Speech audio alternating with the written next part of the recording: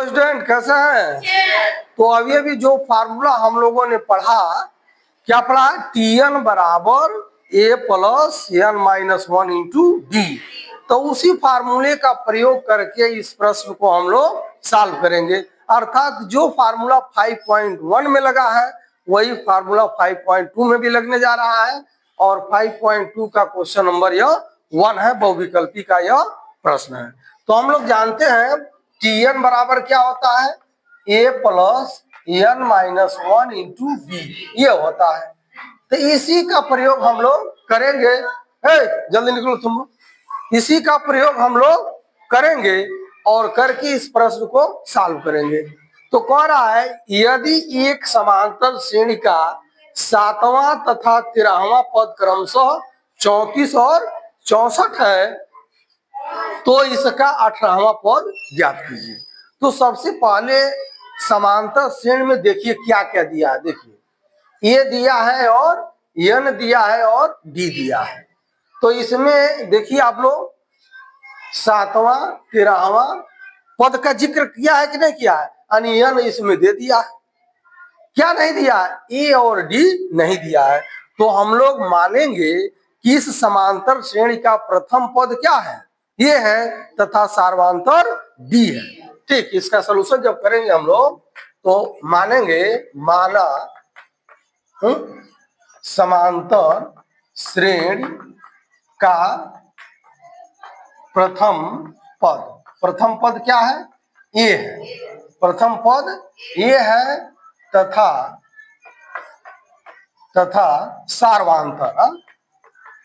सार्वंतर D है। इतना हम लोग मान लेंगे। ठीक, इतना मानेंगे। अब हम लोग क्या करेंगे? प्रश्न के अनुसार चलेंगे, अकॉर्डिंग टू क्वेश्चन, प्रश्न के अनुसार। तो इसमें कह रहा है, क्या कह रहा है? 7वां पद कितना है? 7वां पद कितना है? 34 है। 7वां पद निकालना है। फिर कह रहा है 13वां पद कितना है? 64 है। फिर 13वां पद निकालेंगे। तो हम लोग 7वां पद निकालें तो क्या हो जाएगा? T7। क्या हो जाएगा? T7। ये हो जाएगा, ये हम लोग माने हैं, ये हो गया। अब प्लस एन का मान कितना हो गया? देखो 7 हो गया और ऋण 1, और डी का मान तो नहीं पता है तो डी ही रखोगे। और यह बराबर कितना है? देखो 7वां पद कितना है?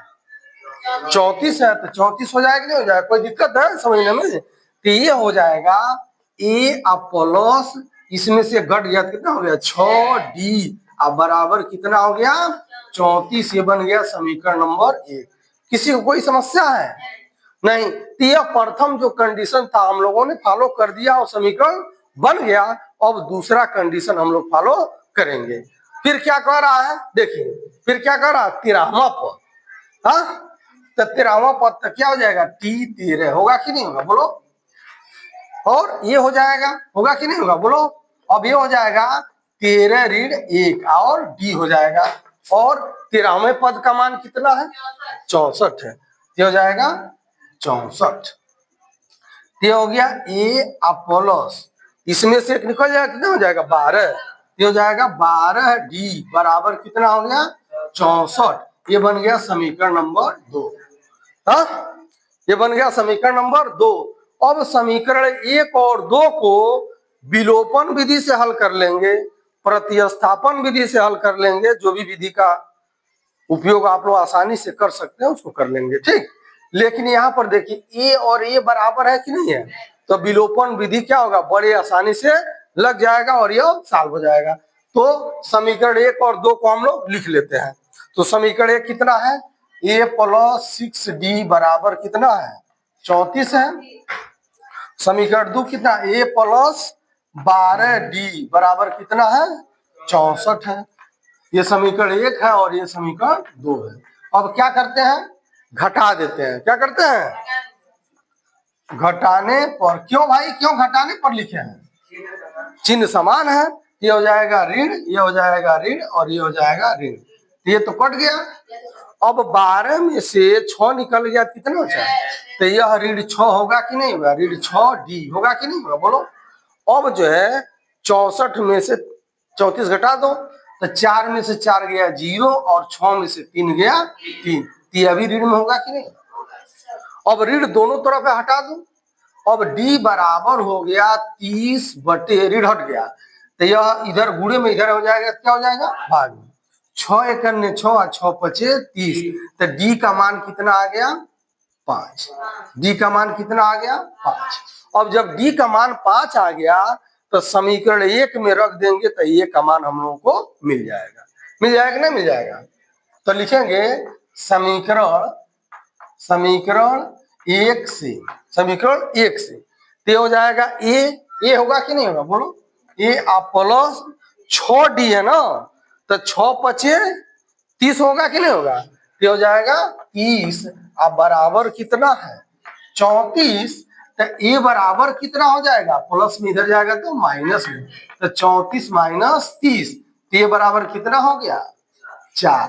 तो जब हम लोगों के पास जो है ए का मान 4 डी का मान 5 हो गया तो हम लोग क्या करेंगे अब 18वां पद निकालेंगे। तो 18वां पद मिल जाएगा कि नहीं मिल जाएगा। वीडियो को रोक देना। तो अब इसमें हम लोगों ने जो है ए बराबर 4 और डी बराबर कितना प्राप्त किया है 5। तो इस प्रश्न में कह रहा 18वां पद ज्ञात कीजिए, क्या कह रहा है 18वां पद ज्ञात कीजिए। तो इसी फार्मूले का उपयोग करेंगे तो क्या हो जाएगा टी 18 होगा कि नहीं होगा बोलिए।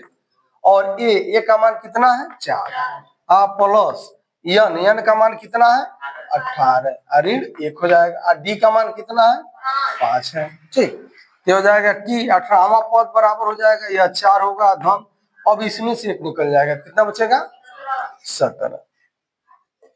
हाँ गुणे क्या हो जाएगा 5। तो टी 18 बराबर हो गया 4 या धन 17।